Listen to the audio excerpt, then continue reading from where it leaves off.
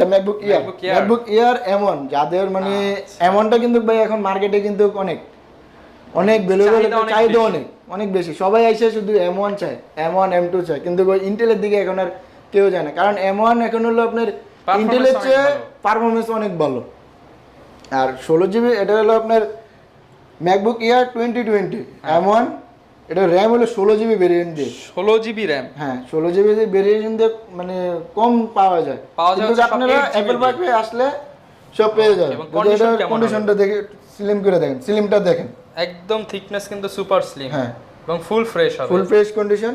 আর এটার আপনার র্যাম হলো 16GB র্যাম, স্টোরেজ হলো 256GB স্টোরেজ। আর এটার প্রাইস পড়বে মাত্র আপনার 82,000 টাকা। 82,000 টাকা আসছে ভাই, একটু কমায় দেন ভাই, সম্মান কইরেন আপনাদের ভিউয়ারদের জন্য আমরা কিছুটা সম্মান করে দেব। ওকে 82,000 টাকা 16GB র্যাম, 16GB দিয়ে, কিন্তু আপনি আবার আমাদের কাছে আবার 8GB দিয়েও পেয়ে যাবেন।